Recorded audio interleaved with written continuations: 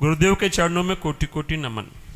महाराज जी, लोक व्यवहार में पूर्णतः दैन्य कैसे रहा जाए, ये बुद्धि बहुत विक्षेप करती है। कौन? हाँ, ये बुद्धि तभी तक विक्षेप करेगी जब तक आपकी रहेगी। आप जैसे अपने को स्त्री माने हुए हैं, शरीर माने हुए हैं, और जब तक आप अपनी बुद्धि अपने को स्त्री भाव में, शरीर भाव में लगाए तो विक्षेप ही देती रहेगी। और जब ये बुद्धि श्री कृष्ण चरणों में, प्रियाजू के चरणों में लग जाएगी और आप अपने को प्रियालाल का मानेंगे, प्रियालाल को अपना मानेंगे, उसी दिन हर विपत्ति, हर विक्षेप, हर निंदा, हर अपमान, हर तिरस्कार आपके हृदय में मोद पैदा करेगा, आनंद पैदा करेगा।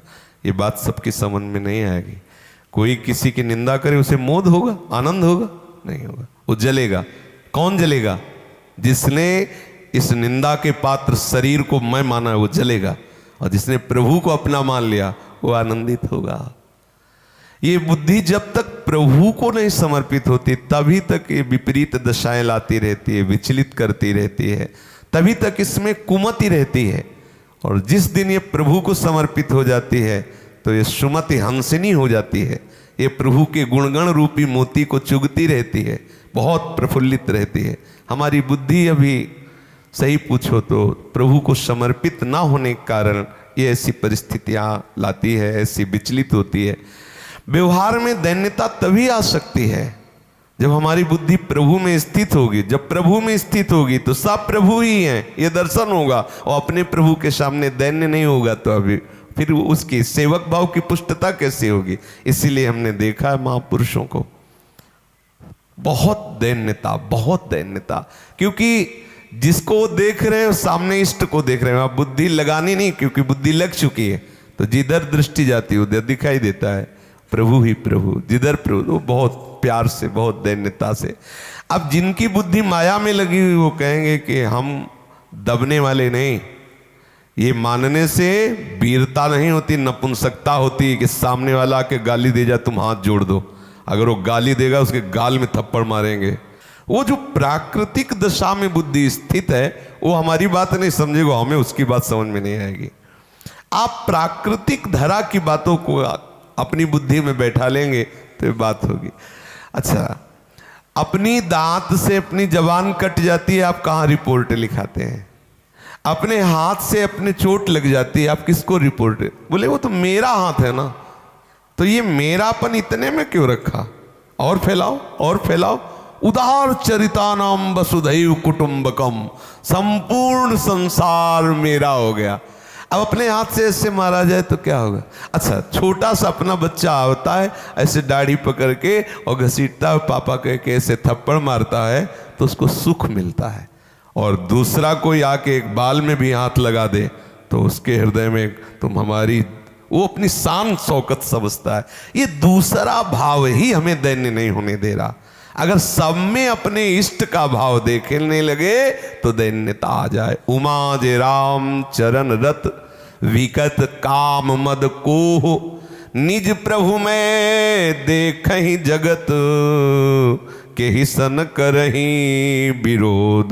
सो अनन्य गति जाके अस्मति न टरई हनुमंत, मैं सेवक सचराचर रूप स्वामी भगवंत। हमारे इष्ट, हमारे प्राणाधार प्रभु सब रूपों में है। जब ये हम देख रहे हैं तो दैन्यता, और जो दैन्य है उसे प्रभु बहुत प्यार करते हैं, हर रूपों में आके प्यार करते हैं। पर इसके लिए हमें चाहिए खूब नाम जप करें, रसिकों का संग करें, धर्म पूर्वक चलें, जो भी कर्म बने वो सब प्रभु की प्रसन्नता के लिए समर्पित करें तो हमारी बुद्धि भी समर्पित हो जाएगी। जिस दिन बुद्धि समर्पित हुई तो उस दिन पहचान है, सब जगह प्रभु दिखाई देंगे।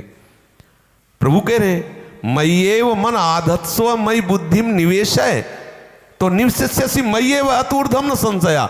यदि तूने मेरे में बुद्धि समर्पित कर दी, मन समर्पित कर दिया तो तू मेरे में निवास करेगा। मेरे में निवास का मतलब क्या है? यो माम पश्यति सर्वत्र सर्वम च मयि पश्यति तस्याहम न प्रणश्यामि सच में न प्रणश्यति। वो सर्वत्र मुझको देखता है, सबको मेरे में देखता है, मेरे को सब में देखता है। महाआनंद, दूसरा कोई है ही नहीं तो किसके सामने अभिमान करें। वही इष्ट मेरा प्यारा, समझ नहीं सकी। जब तक ये भाव नहीं आएगा कि सब मेरे इष्ट हैं, तब तक वास्तविक दैन्यता नहीं आई। बनावटी दैन्यता तो हम कर सकते हैं, बहुत नीच है, अधम है, जब वो सभा में बोले तू नीच है, तू अधम है, दुष्ट पाखंडी, बाबा का भेष रख के दूसरों को ठगता है, तब लगे कि बात तो तुम सही बोले। आज तक जो मेरे हृदय में था वो आपके मुख से निकल गया। प्रणाम करते हो, प्रभु की तरफ दृष्टि, प्रभु देखो ये सब कह रहे हैं कि पाखंड, आप स्वीकार कर लो और रोना आ जाए।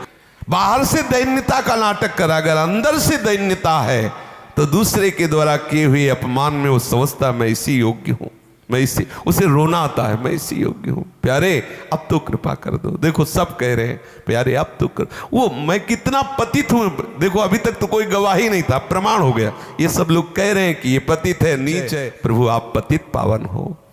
हे उत्तम श्लोक, हे पूर्ण श्लोक, हे अच्युत, अपनी महिमा में आप प्रतिष्ठित हैं और संतों ने आपको कहा है पतित पावन। देखो सब कह रहे हैं नीच है, पतित है, अब मुझे स्वीकार कर लो। वो अंदर से वो वहां नहीं जाएगा कि हे नाथ करुणा करो इसका नाश हो जाए क्योंकि इसने मुझे कहा है ऐसा, ऐसा नहीं कहेगा। वो ये कहेगा नाथ देखो ये मुझे बोले ना पतित, अब आप पतित पावन बनो। प्रभु आपको पतित पावन जो नाम दिया गया उसे सार्थक करो, मुझे स्वीकार कर। उस ये दैन्यता वो प्रभु की तरफ बहेगा। किसी भी स्थिति में किसी भी व्यक्ति वस्तु स्थान के प्रभाव से प्रभावित होकर, संग दोष से युक्त होकर के उसमें विकृति नहीं